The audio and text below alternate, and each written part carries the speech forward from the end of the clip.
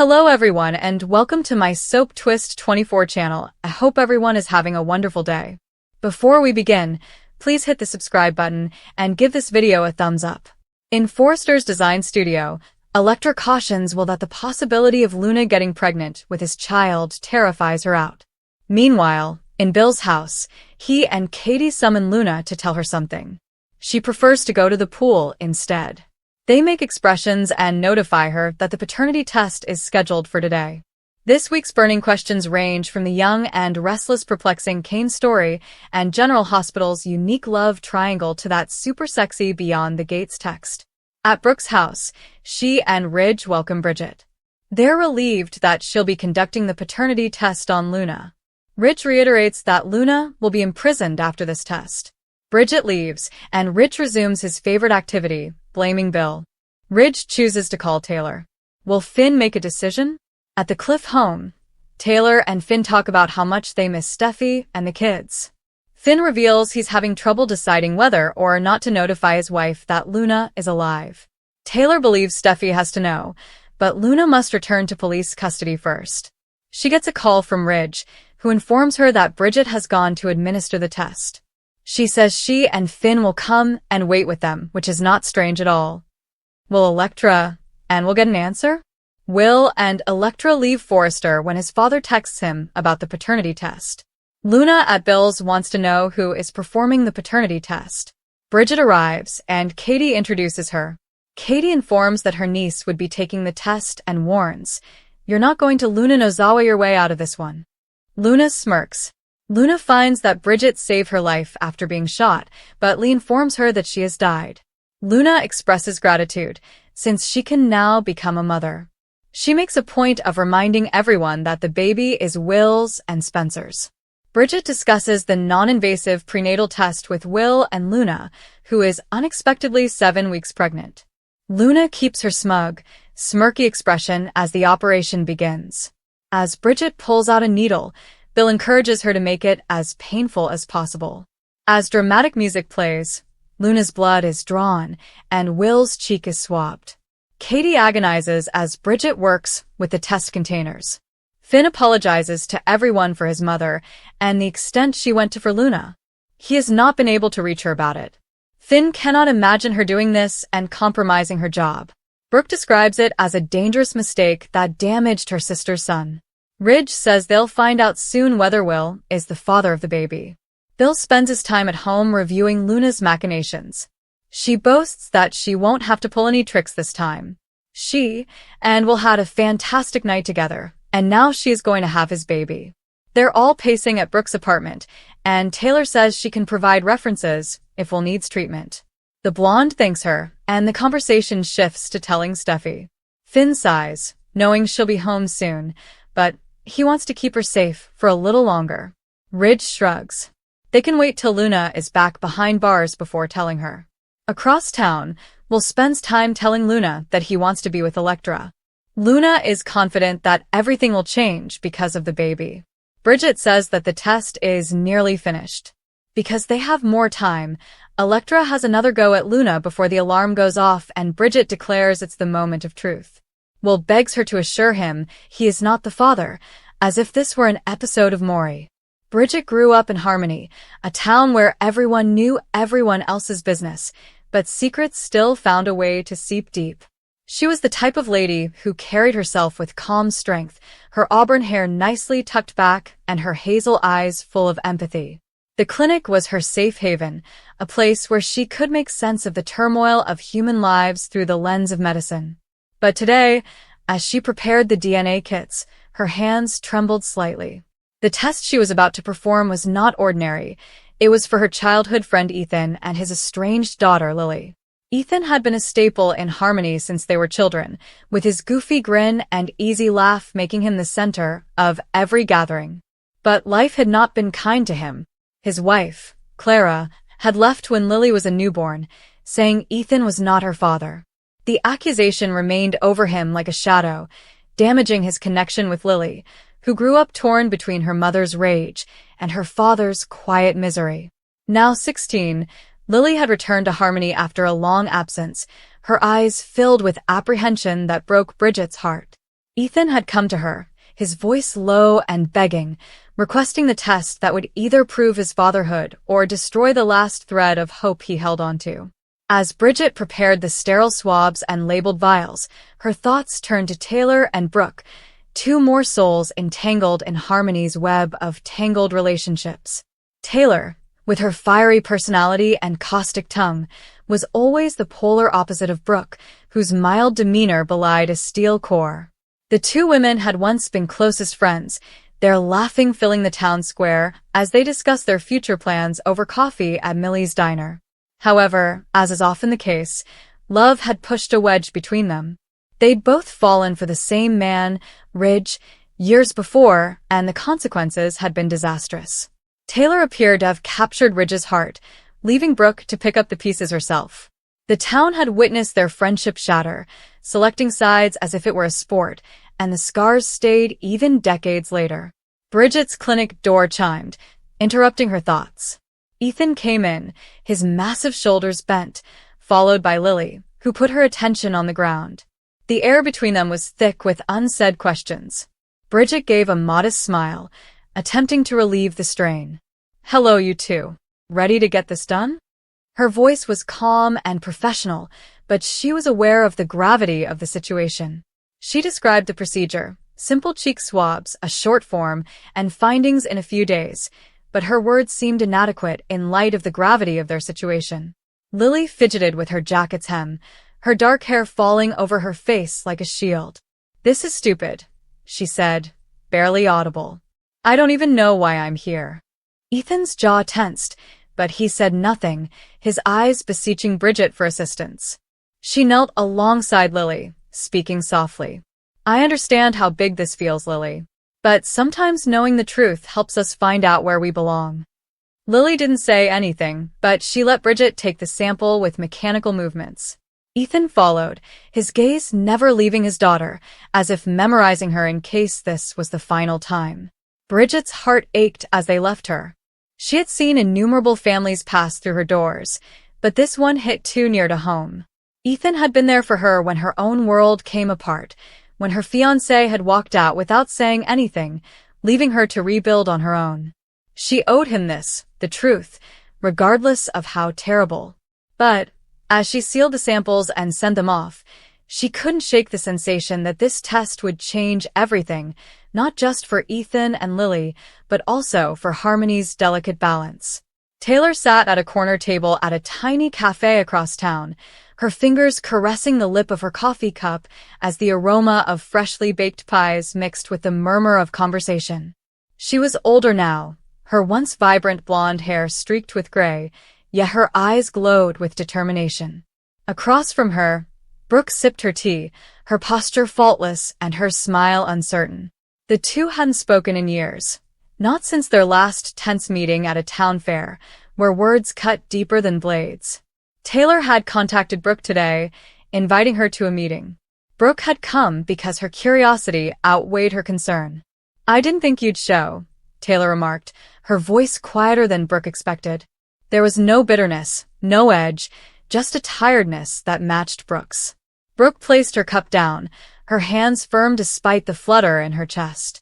"I almost didn't," she said, "but I wanted to hear what you had to say."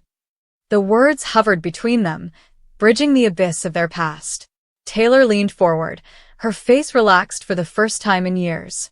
"I am tired, Brooke. I'm sick of lugging my rage around. I miss you. I miss you." Brooke's breath caught. She'd spent years nursing her pain, revisiting the moments when Taylor picked Ridge, and their friendship became collateral damage. But time had dulled the edges of her anguish, and seeing Taylor now, vulnerable, human, rekindled something she thought she had buried. "I miss us too," Brooke murmured gently. "But how can we get past this? After everything?" Taylor's eyes glistened as she reached across the table, hesitantly resting her hand on Brooke's. "We started small, one conversation at a time." The cafe swarmed around them, oblivious to the quiet miracle taking place at their table. Taylor and Brooke chatted for the first time in years, not about Ridge or the past, but about their current lives, hopes, and anxieties. It wasn't forgiveness yet, but it was a start. And in Harmony, where grudges could span generations. This was no small matter. Days later, Bridget sat at her desk with the paternity test results in hand. Her heart hammered when she read the words. Ethan was Lily's father. She felt relief first, then dread. The truth was obvious, but presenting it would be another story. Lily had erected barriers around her heart, and Ethan's hope was so frail that it might not survive her rejection. Bridget summoned them back to the clinic, her voice firm despite the turmoil within her. When they arrived, the atmosphere was dense with tension. Bridget gave the results to Ethan, her eyes catching his. "You are her father, Ethan. No question." His face crumpled with delight and dread, and he turned to face Lily, who stood transfixed with her arms crossed. "Lily," he replied, his voice breaking. "I've always loved you. I simply want a chance to show it." Lily's eyes welled up with tears, but she remained still. "You weren't there," she muttered. "All those years, you weren't there." Ethan sagged his shoulders, and Bridget felt her throat tighten. She wanted to fix it, bridge the distance, but certain wounds could only heal over time. Bridget reflected about Taylor and Brooke as Ethan and Lily walked away, their steps hesitant. She had heard about their cafe meeting and the initial steps toward reconciliation. Harmony was a little town, but its heart was large enough to hold both suffering and healing. Bridget knew Ethan and Lily had a long road ahead of them, as did Taylor and Brooke. But at that moment, she sensed a glimmer of optimism. The truth, no matter how painful, has a way of moving things forward. And in Harmony, where lives were linked together like threads in a tapestry, that motion could result in something beautiful, or tear them all apart. Bridget saw how the town changed over the next few weeks. Ethan and Lily started talking, little talks at first, awkward and stilted, but each one was a step closer to understanding. Taylor and Brooke were seen together more frequently, their laughter reminiscent of their younger selves. The town noticed and whispered about second chances and old wounds. Bridget, too, discovered herself changing. The paternity test had reminded her of her own loneliness, the void in her life where love had previously existed. She began reaching out, meeting friends at the diner, and allowing herself to experience the warmth of connection again. But Harmony was not a fairy tale. Not all stories had happy endings. Lily's rage remained a source of contention, and Ethan's patience was put to the test every day. Taylor and Brooke's peace was shaky, strained by old habits and lingering resentments. And, despite her strength, Bridget carried her own scars and worries about her ability to trust love again. However, there was a sense of possibility in the quiet times, when the sun set below the hills and the town sparkled with the soft light of nightfall. Harmony was a place of heartbreak, but also of tenacity, of people who persevered in the face of adversity. As winter arrived and blanketed the town in snow, Bridget waited outside her clinic, watching the first flakes fall. She recalled the paternity test, the olive branch, and the modest acts of courage that had spread across Harmony. Life was messy, unpredictable, and lovely in its imperfection. And at that moment, Bridget knew that no matter what happened, they would all keep moving forward, one frail, hopeful step at a time. Happy ending. Bridget proudly displayed the DNA test findings, causing everyone to burst into tears. For a minute, the living area appeared to freeze in golden light. The afternoon sun shone through the lace curtains, dancing over the faces of those who had gathered there, faces carved with years of waiting, wondering, and suffering for a truth that had always seemed just out of reach. The papers trembled slightly in Bridget's hands, not from fear, but from the overwhelming weight of what they represented. Her mother, Ellen, covered her mouth, her eyes glistening, and mumbled something inaudible. Her father, well, Richard, the guy who had reared her, took a timid step forward, checking Bridget's expression for confirmation. She nodded through her tears, smiling so broadly that her cheeks stung. "It's you," she responded. Her voice cracked at the words. "You're really my dad?" Richard's breath caught. For years, the words hung in the air like a prayer he was afraid to say. When Bridget's mother told him decades ago that things were uncertain, that someone else could be Bridget's biological father, It nearly shattered him. Nonetheless, he had decided to stay, to love her as his own, to read her bedtime tales, teach her to ride a bike, and drive her to every school recital. And suddenly, all those quiet years of doubt had been transformed into something pure and obvious. He stretched out, his hands quivering, and took Bridget into his arms. The aroma of her shampoo, the way she clung to him, it was all achingly familiar, but it somehow felt new, as if he was meeting her for the first time as his true and loving daughter. Ellen wept softly beside them, her heart filled with shame and relief all at once.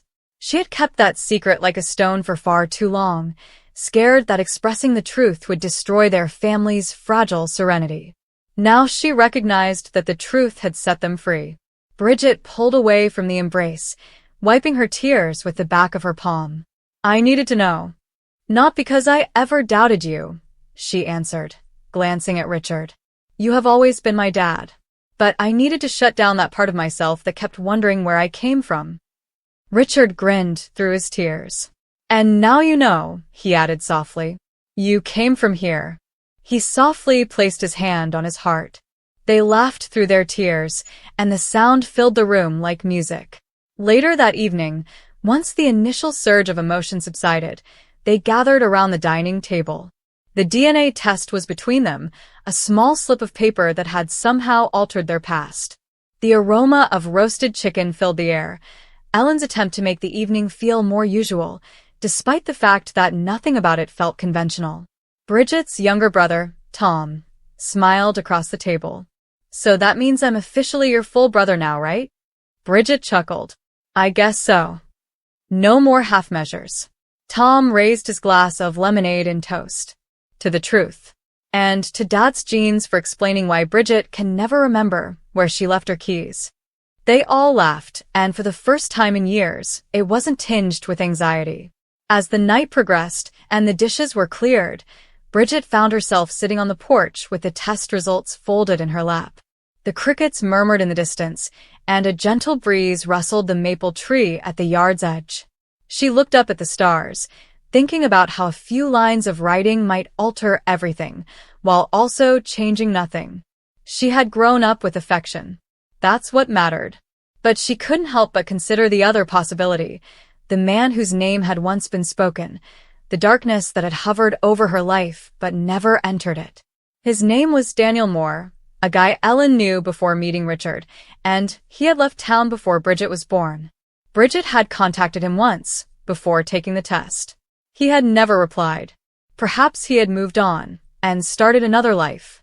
She'd made peace with it. And now that the truth had been revealed, she understood she no longer needed to look back. The door creaked open behind her, and Ellen stepped out, wrapping a cardigan around her shoulders. "Do you mind if I join you?" she inquired. Bridget smiled. "Of course not." They sat quietly for a while, listening to the rustling of the leaves. Then Ellen said gently, "I apologize, honey, for not telling you sooner."